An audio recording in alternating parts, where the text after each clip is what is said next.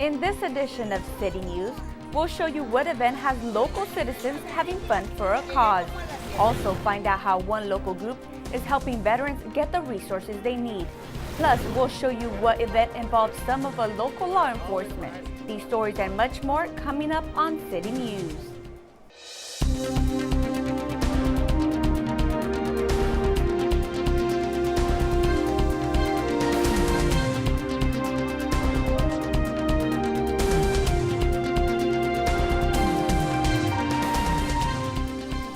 Hello and welcome to City News. I'm Jennifer Murillo. It's that time of year again where the city holds an annual celebration at a local park. Tony Long Jr. has the story. Everyone gathers at Hawthorne Memorial Park for food and fun as the annual Service Provider Fair and Earth Day Festival commence. It's a collaboration between Department of Public Works, myself, and the many services that are provided to you as a constituent. This is an opportunity for people to come out and find out the kinds of services that Hawthorne provides, to learn about Hawthorne, to learn about all the nonprofit organizations that provide these services, and also to get information about Earth Day. Among the participating vendors is John L. Hunter and Associates, providing information on how to keep water clean. We're basically the stormwater consultants for the city of Hawthorne, and we're just representing them in terms of educating the public on stormwater pollution prevention. Along with the festival, the church at Del Air handed out food and shoes to disadvantaged families. Pastor Jefferson and I share a common vision to just see the city served, the flourishing of the city served. So one of the things that we want to do is we want to serve at-risk children, we want to serve at-risk families. Some local children left the fair happy with their new bikes they won. It has a lot of colors, like a rainbow color. I really like the bike a lot. According to Councilmember Angie Reyes English, this is the 9th year for the fair. For HCTV, this is Tony Long Jr. For information on more events, visit the city calendar at www.cityofhawthorne.org. The Hawthorne Veterans Affairs Commission hosted the second annual Veterans Benefits Day. Rosna Suri has the details.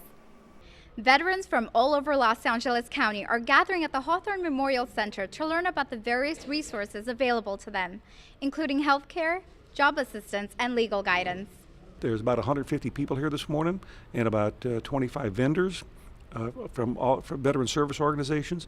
Councilwoman Olivia Valentine discussed the LA Air Force Base Memorandum of Understanding that was recently implemented by the city of Hawthorne. The rise in the housing costs in Greater Los Angeles over recent years has made it difficult for military members and their families to find attainable housing and rental options that meet their needs. The MOU encourages property managers to offer service members at the base housing at reasonable rental rates, as well as other benefits, including waived application, credit check, and security deposit fees. If it catches on, it could become a statewide or national program to support our military. The event was not limited to just veterans. Loved ones and community members were also in attendance. It's not just the person who's active duty that serves, the whole family serves. According to Kyle Orleman, family involvement is often overlooked. When her husband, a veteran, fell ill, she realized how much she didn't know about the benefits that he was entitled to. I had no knowledge whatsoever about the VA system. I didn't know how to work with the disability system. I didn't know the terminology. Orleman says events like these help to fill the learning gap for all involved in the process, from family members to veteran service organizations. It's our turn to step up and make sure that they get integrated back into the community and get the health care and the issues that they have taken care of. Last year was really about benefits. This year, it's also about benefits, jobs, and some other things that might help them. The Veterans Affairs Commission of Hawthorne extends its services to any veteran looking for assistance. People that have served any time should come to programs such as this to learn more and maybe be surprised and find out that there are benefits for them that they didn't even know. Veterans Benefits Day presented many programs available to help ease the financial burden of medical care or other expenses for veterans and their families. To learn more about these benefits and services, please visit www.cityofhawthorne.org/veterans-affairs Commission. Reporting for HCTV, I'm Rasna Suri. If you were unable to attend the Veterans Benefits Day event, HCTV will be broadcasting the full presentation. Two groups got together under one roof for some conversation. Tony Long Jr. has the story. It's a relaxing atmosphere as Hawthorne police officers and local teens talked. Well, today is one of our police teen dialogues where we come out and meet the local teenage group and we talk about issues that are taking place in the community or whatever issues they want to talk about. We have a leadership group here at the Hawthorne Teen Center, and the youth actually participate as youth commissioners for the city of Hawthorne. One of the youth commissioners is Hawthorne High student Destiny, who helped play a role in the preparation of the dialogue. We kind of invited the police department to come and talk to the teens. We've also put together the sheet of questions so that if anyone got stuck, they can just ask one from there. Some officers were in uniform, but some came in their civilian attire. It's good for this youth to be able to see us outside of uniform, because in uniform they see you as police officer or somebody who's they're supposed to be afraid of when they see them. But when you come outside of uniform, they see that, hey, we talked about basketball, talked about growing up in Hawthorne, so they see that you are one of them. The officers feel that it's important to establish a relationship with the local youth. I think this is something cool that I got to air out a little bit, because these are some cool people, you know? Like when I came in here, it was like suits. Like I got scared a little bit, but then at the same time, it was just really cool to meet these people and get to know them a little bit personally. And then you just realize they just like your neighbor. Well, I think it's critical. If you want to do good police work and provide a great service, it's important to get with our constituents, which are our teenagers, and understand what their concerns are, and also be able to express to them parts of our jobs that they may not know.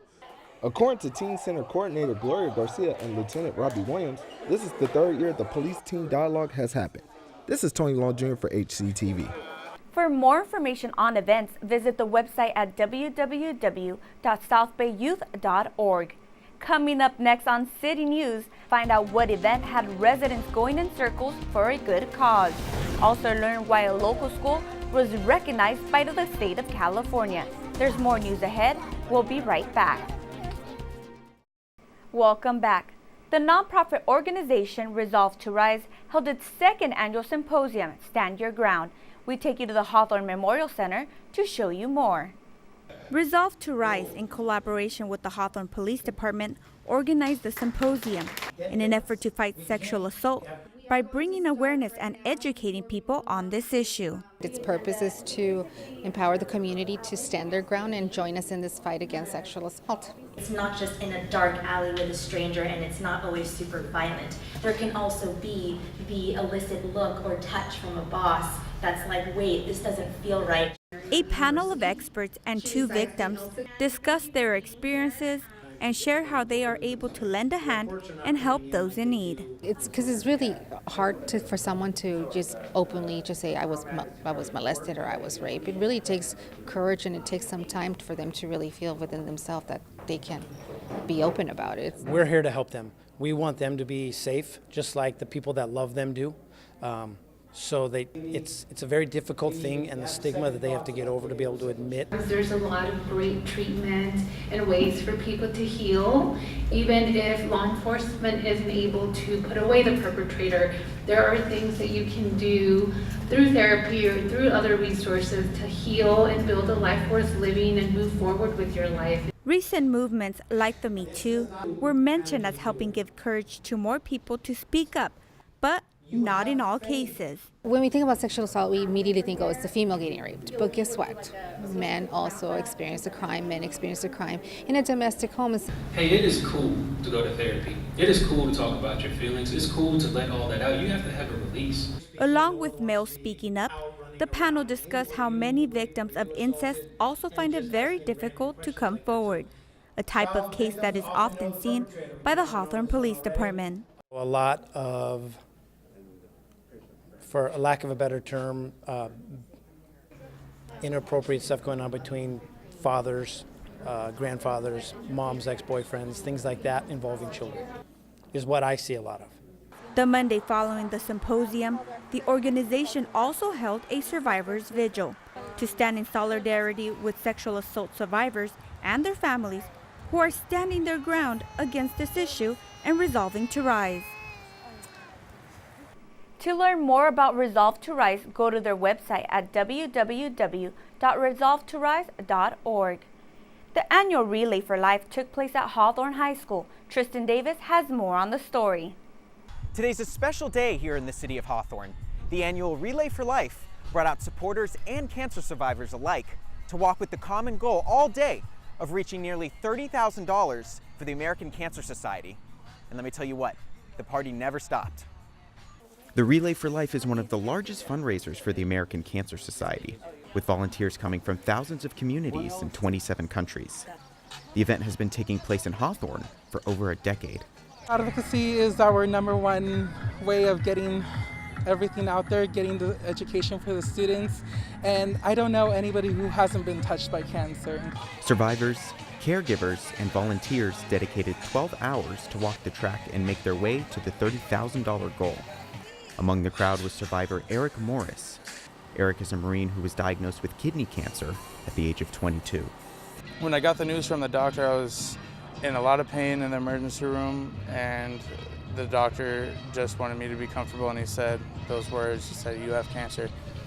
And in my mind, I was just like, how? I'm 22 years old, how do I have cancer? Finding humor through the pain, Eric joked off as much as he could, trying to keep a positive mindset throughout the process. Until one day after his treatments, the doctor walked into the room with a smile on his face. When I walked in, he had a big ear-to-ear grin, and he just looked at me and he said, "You beat it, Marine." He said, "You did it." Michelle Gersh, another survivor and team captain, was diagnosed with non-Hodgkin's lymphoma in 2010. Chemo was really hard. When you start to lose your hair, that's the hardest. So I just shaved it off. American Cancer Society was there for you for makeup classes, wigs, treatments. They were there the whole time for support. After a 2-year battle and 9 treatments of chemotherapy, Michelle got the news she had been fighting so hard to hear. May 13th, 2012, the doc said all lymph nodes are back to normal size, and it was the best time of my life. In 2018 alone, it is estimated there will be nearly 1.74 million new cancer cases diagnosed, and almost 610,000 cancer deaths in the United States. A study in 2017 found that 54% of Americans say they or someone in their immediate family has been diagnosed with cancer. Adelaide, a senior at Hawthorne High, had to face the reality that her cousin was diagnosed with cancer and has been battling it for almost 10 years. It's affected our family in every way. It's a tragic that, it happens to everybody, but just being as a family and loving everybody, that everybody loves each other, that is what makes it. Us fight stronger together for it. Family support seemed to be a common theme out on the track, and how important it is to keep spirits high and fight for the ones you love. It's definitely sad because you immediately, for myself, think of death and how that can impact the whole family. You got to support the individual, in this case my sister, as much as possible in so many ways.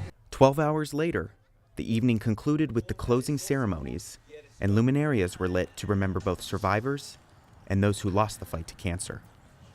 Leaving this event, one thing was certain: the fight will never end until a cure is found. For HCTV, I'm Tristan Davis. For more information on Relay for Life, you can visit their website at www.cancer.org. Jefferson Elementary School was recently designated as a California Distinguished School. Jefferson's rich instructional programs and dedicated staff, parents, and just over 550 students qualified them to be selected for this prestigious award. I'm so privileged to be at this school. It's had a great history, great principals before me that have come, that have kind of laid the groundwork. The community, the students really work hard to make this school what it is, so I'm blessed to be a part of it. Jefferson was one of only 79 public elementary schools in the Los Angeles County that was granted the Distinguished School status, an award that focuses on school progress and improvement in all areas. It really focuses on, is the school growing? Is the school getting better? How are we working with our subgroups and our EL students? Are we suspending students at a low rate? Things like that. It shows that our school is doing really, really good. Improved test scores, growing numbers of programs, and an increased attendance rate to 97% are just a few of the reasons that Jefferson Elementary was selected for this award for the first time. We have a great leadership from the top to bottom, starting with our administrative staff, our principal, dean of students. They do a great job, and it just trickles down to the secretaries and down to myself and the teachers, so it just feels great to, see the hard work finally paying off. Definitely their staff. They make everyone feel a part of their school. Like for everything, I get phone calls, notices. I truly like it. I like my classmates. I like my teacher. I like everything about my classroom, and that's important to my school. Like they say, it truly takes a village to raise a child. And Principal Josh Gooden says that he has to thank everyone, including the parents, for their support and dedication to the school. The parents, I can't say enough how much help that they've been in creating this. So I really praise them, and they've been doing a great job of coming in, letting us know what we can do, how they can help. So it's been great. We have a melting pot of everything, and from the parents to the students, everyone's just all in, and it's just a family affair. Principal Gooden says that they will continue to strive for improvement and hopes that in 4 years they can get this award once again. To learn more about Jefferson Elementary and the recognition, go to the district's website at www.hawthorne.k12.ca.us. When we return, find out which event had some teenagers acting like adults for the day. Local high school students learn how to appreciate the value of money and hard work. Rosna Suri has the scoop. Most adults reflect on their education, wishing that they were taught basic life skills, such as how to write a check or how to save money. Connecticut Federal Credit Union and Hawthorne High's School of Criminal Justice joined forces to help make sure that current students don't experience the same learning gap. Just download the Bite of Reality app, you'll get there, and we continue. Through the mobile app, each student is assigned a fictional occupation, family, bills, and debt. Then they visit various stations to purchase housing, transportation, food, clothing, and other needs. A credit union is available for students to access in times of need. The student has only been to 3 of the vendor stations and he has run out of money. So what we are doing is he has to go to the credit union and he'll get a chance to talk through his purchases and make a better decision. This is very helpful. I would have loved to have something like this. When you get older, you're just like, how did I get here? And you have to really dig yourself out of it. Angela Bustillo Zelaya, a parent volunteer, is posing as a pushy salesperson at the personal care station. Our main purpose here is try to upsell them and try to say, hey, you know what? Reality, you go to a store, they're going to want to sell you the best products because the best products are sold, they get more commission out of it. These mock situations place students in a tough spot, forcing them to weigh their wants versus their needs. I would say food and drinking, like water basically, is the most important thing. And then from then on, I can go to buying a house, living necessities. My last thing was transportation, because I could easily take the bus and whatnot. McLaughlin reminds students that consumers are always in control. I am the person that's purchasing. I have power.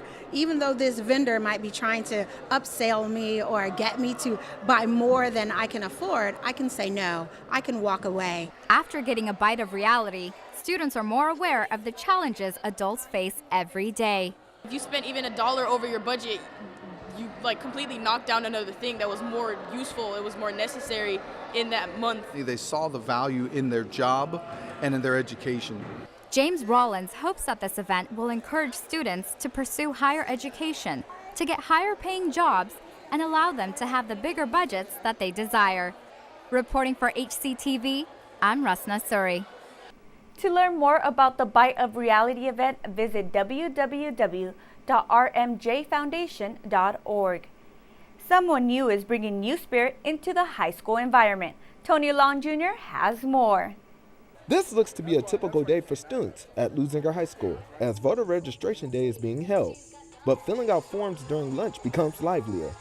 Meet Lou. the school's new mascot. Dr. Brown gave me and Miss Iveland a directive that she wanted a mascot.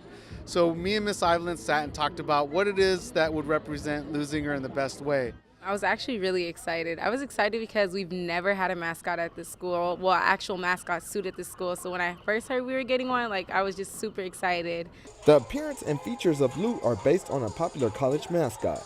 And one of my favorite mascots is Sparty. Just his whole look, hey Lou, is Sparty from Michigan State. I just like the muscular look, you know what I mean?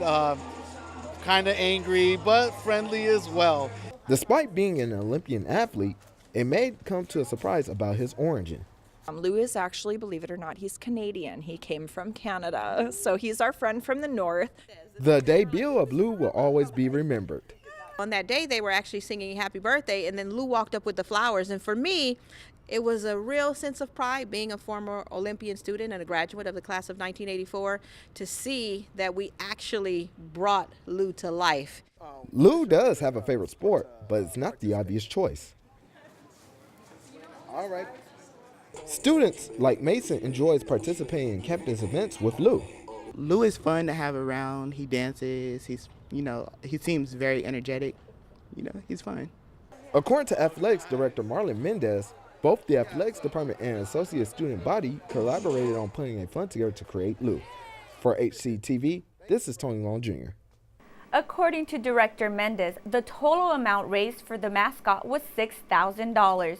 For more information on Leuzinger, go to their website at www.leuzinger.org. One local middle school makes sure families learn the importance of staying active and eating healthy. Students and parents gathered at Prairie Vista Middle School for the 3rd annual Family Fitness and Nutrition Night. We are explaining to parents what the state fitness tests are, the requirements, and what their child needs to do to pass.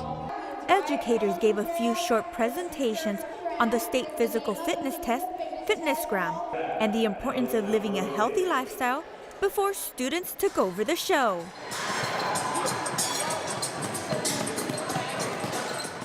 This is the actual kid telling their parent, look, this is what we're supposed to do, this is what I needed to pass. So coming from the child to the parent, it's a little bit different. Students led the exercises in the 6 fitness areas they get assessed in and had parents try each workout along with them, grading them to see if they could pass the test themselves. It was pretty funny because I also saw my mom how she was doing it, and it was pretty funny. Parents were really good. They were able to do it and pass the test, and lots of parents like it too. They were pretty fun and pretty challenging. All 5th, 7th, and 9th grade students are required to take this physical test that is designed to help students in starting lifelong habits of regular physical activity. It was cool because they helped us stay fit and get us pumped up for so the next grade we could do better. After completing the testing, everyone headed over to the cafeteria to also learn about the importance of following a balanced diet. It's important for students to realize how much sugar is in their drinks, and this gives it more of a wow factor, and it just makes it seem like, wow, I didn't realize there was that much sugar in there. I think it's good because I don't think obesity is really good, and I feel like those kids suffer a lot. Eating healthy and physical activities, best friends like peanut butter and jelly. You got to do both to keep your body healthy, to keep your heart healthy, your lungs healthy, everything healthy. Educators encourage parents to teach their children about a healthy lifestyle through example and making sure they eat all 5 food groups as well as 60 minutes of physical activity a day. To learn about other events held at the middle school, go to their website listed on the screen. Keep it right here on Channel 22 for these future City News stories. Find out what went on at this year's National Day of Prayer. Plus learn why Michael's Learning Place hosted a fundraiser banquet. And we'll take you to see the details at the annual Hawthorne 5K Run and Health Fair. That does it for this edition of City News. Thanks for watching. If you have any story ideas, please call us at 310-349-1630 or email us at hctv@hawthorneca.gov. Don't forget you can watch City News online on YouTube by searching Hawthorne Community Television. We'll leave you now with more footage from Relay for Life. See you next time.